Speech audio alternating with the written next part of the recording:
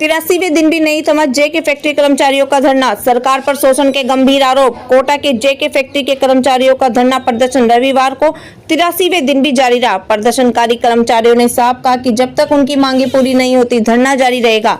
कर्मचारियों ने प्रशासन पर अनदेखी का आरोप लगाते हुए कहा कि कई बार ज्ञापन देने और गुहार लगाने के बावजूद उनकी बातें नहीं सुनी जा रही। उन्होंने सरकार और प्रशासन को मूक दर्शक करार दिया।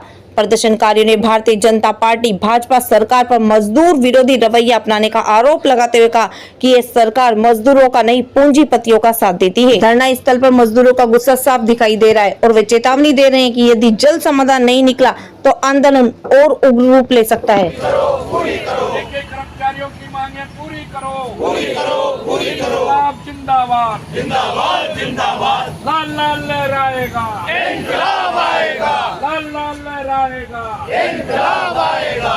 लाल झंडे ने दी ललकार, नहीं सहेंगे अत्याचार। लाल झंडे ने दी ललकार, नहीं सहेंगे अत्याचार। इंकलाब जिंदाबाद, जिंदाबाद, जिंदाबाद। इंकलाब जिंदाबाद, जिंदाबाद, जिंदाबाद। CITU जिंदाबाद, जिंदाबाद, जिंदाबाद। मजदूर एकता जिंदाबाद, जिंदाबाद, जिंदाबाद। मजदूरों ने दी ललकार, नहीं सहेंगे अत्याचार। मजदूरों ने दी ललकार, नहीं सहेंगे अत्याचार। हर जोर जुल्म की टक्कर में संघर्ष हमारा नारा है। हर जोर जुल्म की टक्कर में संघर्ष हमारा नारा है। सुप्रीम कोर्ट के फैसले को लागू करो, लागू करो, लागू करो। सुप्रीम कोर्ट के फैसले को लागू करो, लागू करो, लागू करो। जेके कर्मचारियों का बकाया भुगतान करो, भुगतान करो, भुगतान करो। कोटा कलेक्टर होश में आओ, होश में आओ, होश में आओ। होश में आओ, होश में आओ, होश में आओ। भजनलाल सरकार होश में आओ, होश में आओ, होश में आओ। भाजपा सरकार लूटखोर अन्यायी सत्ता जड़ से सदा हटाना है। सभी समान रहे दुनिया में इनकलाब को लाना। चारों ओर तबाह। कितने दिन हो गए और प्रशासन का किस तरह का रुख? आज धरने का 83वां दिवस है और लगातार साथियों ने सुप्रीम कोर्ट के आदेश को लागू करवाने के लिए राज्य सरकार, केंद्र सरकार और कोटा प्रशासन तमाम जगह पे अपनी मांग को लेकर के आवेदन किया है। और इस धरने के माध्यम से सभी राजनीतिक पार्टियों के को भी अपने साथ लेकर के इस बात से अवगत करवा रहे हैं कि जो मुख्य मांग है यहाँ के कर्मचारियों की कि जेके की ज़मीन को अधिग्रहण करके तुरंत प्रभाव से नए उद्योगपति को लाकर कोटा के उत्थान के लिए, कोटा के विकास के लिए नए उद्योगपति को लाके नए उद्योग का लगाने का प्रयास किया जावे। और जो श्रमिक कर्मचारी जो 2001 से लेकर के अभी तक जो उनका बकाया भुगतान है, उस भुगतान को के संबंध में आपस में बैठ के बातचीत करके और कर्मचारियों का भुगतान करवाने का जो है सरकार प्रयास करे। और इसी मांग को लेकर के लगातार 83वें दिन भी हमारे कर्मचारियों के द्वारा, परिवारजन के द्वारा, जो महिलाएं परिवार के सदस्य हमारे साथ लग कर के इस आंदोलन को मजबूती की ओर ले जा रही है। हम उनका भी बहुत क्रांतिकारी अभिवादन करते हैं इस बात का कि उन्होंने अपनी जो वाजिब मांग है उसको समझ लिया है और सरकार किस प्रकार की नीयत रखती है उसको भी समझ लिया है। जब सुप्रीम कोर्ट ने ये स्पष्ट कर दिया कि ज़मीन सरकार की है और सरकार के पास जो है अराफात अपील करके एप्लीकेशन लगा के नई जो है उद्योग लाने की योजना लगा सकता है, उसको 3 बार निरस्त करने के बाद तुरंत प्रभाव से राज्य सरकार को अराफात और जेके की जो ज़मीन है उस पर अधिग्रहण कर लेना चाहिए और श्रमिक और कर्मचारियों का तुरंत भुगतान करने के लिए व्यवस्था करनी चाहिए। ये हमारी मुख्य मांग रहेगी। कितने दिन तक चलने वाला है? ये जब तक हमारी मांगें नहीं मानी जाएगी तब तक ये धरना और आंदोलन इसमें परिवर्तन होता रहेगा। लेकिन ये जब तक मांग पूरी नहीं होगी तब तक इस धरने को लगातार चलाएंगे और आंदोलन का परिवर्तन है। नाम और पद? नरेंद्र सिंह खिची, जेके टायर कोड मजदूर यूनियन CITU महामंत्री। कितने दिन से आप धरने पे बैठे हैं? आज हमें 83 दिन हो गए हैं धरने पर और लगातार हमारा ये धरना चल रहा है। जेके कारखाना जिसमें यार्न बनता था और एशिया का द वंडर फाइबर के नाम से इसको जाना जाता था, और जेके जब तक चलता रहा कारखाना तब तक हमारे कोटा शहर का विकास लगातार होता रहा। इसके साथ ही यहाँ पर मज़दूरों की जो भर्तियाँ हुई उसमें न केवल हमारे अन्य प्रांतों के मज़दूर थे बल्कि कोटा के भी मज़दूरों ने इसमें अपना खून पसीना एक किया। लगातार मज़दूरों ने मेहनत की पूरी ईमानदारी के साथ, लेकिन कारखाने के जो मालिक थे सिंघानिया, उनके परिवार के आपसी झगड़ों की वजह से ये कारखाना बंद हुआ। अरबों रुपया इस पर लोन लिया गया, लोन नहीं चुकाया समय पर और परिणाम स्वरूप ये कारखाना बंद हो गया और तमाम सारे जो मज़दूर कर्मचारी थे वो सब बर्बाद हो गए, बेरोजगार हो गए।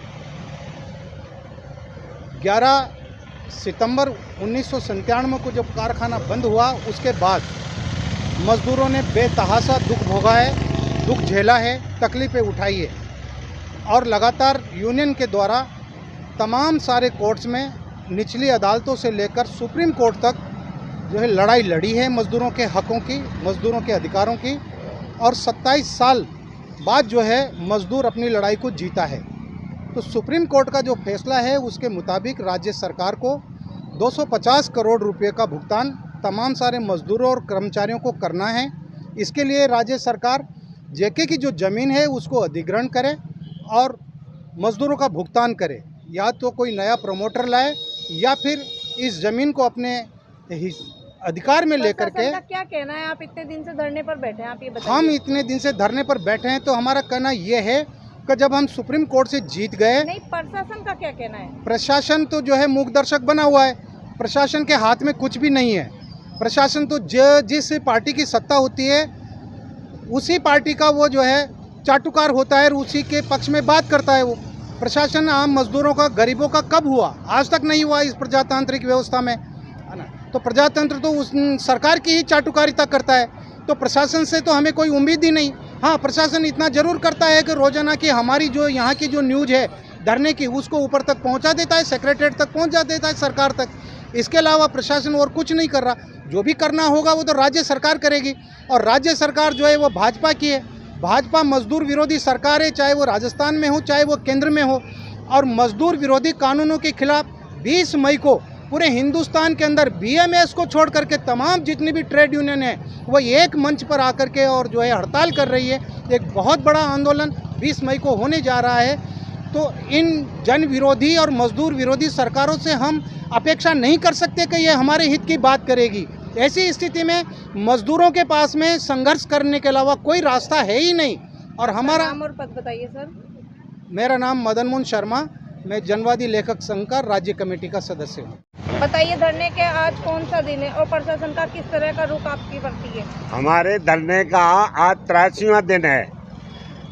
आज इतवार है, संडे है, और हम जितना ही छुट्टी का दिन होता है उतने हमारे लोग धरने पे उपस्थित होते हैं। हम सुप्रीम कोर्ट के आदेश को लागू कराने के लिए हम आज 83वें दिन इस धरने पे बैठे हैं, और हमने ये प्रण कर रखा है, हमारे पार्टी सेक्रेटरी कॉमरेड हबीब खान ने ये प्रण कर रखा है कि उनके नेतृत्व में जो ये धरना चल रहा है, तो ये जो धरना है, हम जब तक हमारी मांगें पूरी नहीं होंगी और सुप्रीम कोर्ट के फैसले लागू नहीं करती सरकार, तब तक हम यहाँ बैठेंगे लोग, और बैठेंगे और अपने हक हकूक़ को लेके ही उठेंगे। क्योंकि इनकी सारी उम्र जो है, हमारे साथियों की उम्र है वो 65 से ऊपर के लोग हैं, 70 है, 85 है, इस सब की उम्र हो चुकी है।